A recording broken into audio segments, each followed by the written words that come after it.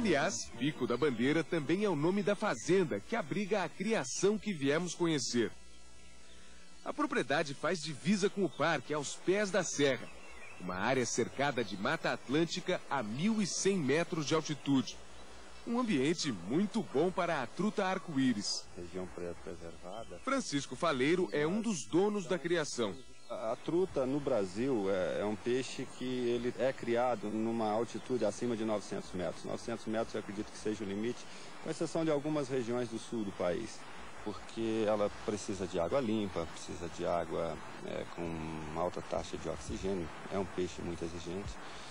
Então, se nós não temos essa condição, dificilmente teríamos possibilidades de criar a truta aqui. Pois é, com natureza favorável e acreditando no mercado, a fazenda resolveu investir com firmeza. Gastou US$ 1,5 milhão em instalações e equipamentos.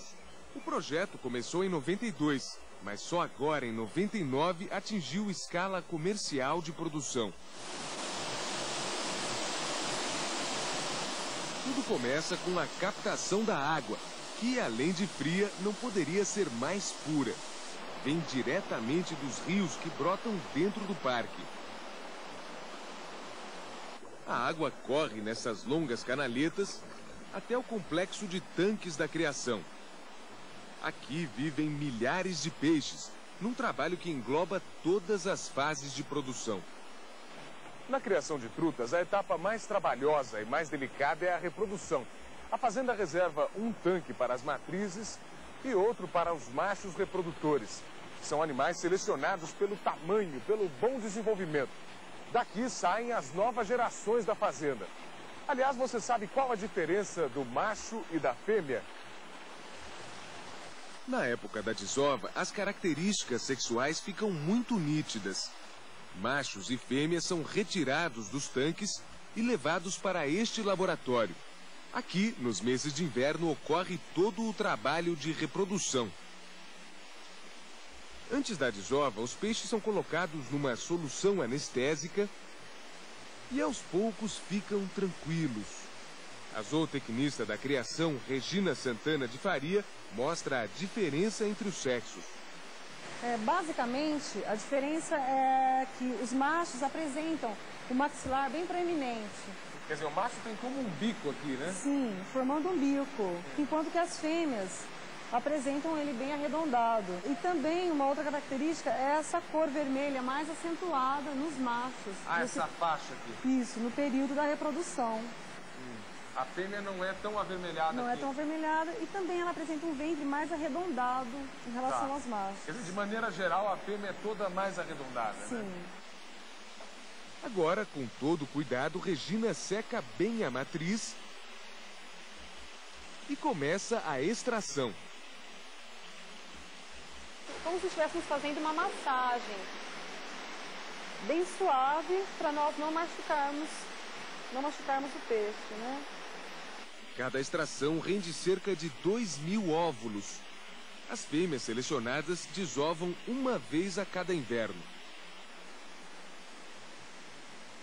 Com os machos, o trabalho é o mesmo, mas o volume extraído é bem menor. Veja só.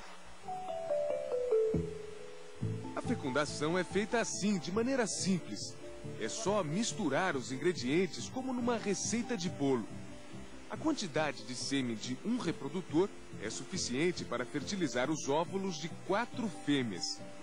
Ou seja, com o material de um macho e 4 matrizes, a fazenda consegue nada menos do que 8.000 ovos com trutinhas. O material segue agora para estes tubos de PVC. Aqui, com água corrente, os ovos cumprem a primeira fase de incubação.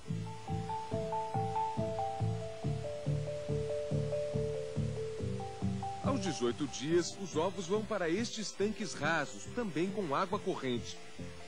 Repare que cada um tem 2 pontos pretos. São os olhos das trutinhas. Veja como elas já se movimentam dentro do ovo. Nesta etapa, é importante retirar os ovos mortos ou gorados. Eu estou fazendo a seleção, né, dos ovos dos bons e dos ruins. Aqui são os ruins e aqui são os bons. Como é que você diferencia? Os bons são mais alaranjados e esses aqui são bem branquinhos. Os ruins são bem branquinhos. Depois de um mês de incubação, as trutinhas já são larvas formadas e começa a eclosão. Aos poucos, os peixes se libertam dos ovos. Nessa fase, vocês fornecem alguma alimentação? Nessa fase não é necessário, ela se alimenta da própria reserva de alimento que sobrou do ovo. 15 dias depois do nascimento, as trutinhas são transportadas para esses tanques maiores. Já não se chamam mais larvas, e sim alevinos. É nessa fase que os alevinos começam a receber ração. É esse farelo miúdo, à base de farinha de peixe, soja, milho, vitaminas e minerais. E dá só uma olhada na fome dessa turma. É só jogar assim, ó. Tem alguns até que pulam para pegar a comida. No laboratório, o maior problema é a mortalidade. As trutas não resistem a dias muito quentes. A temperatura da água precisa estar sempre abaixo de 15 graus. Além disso, a higiene é fundamental.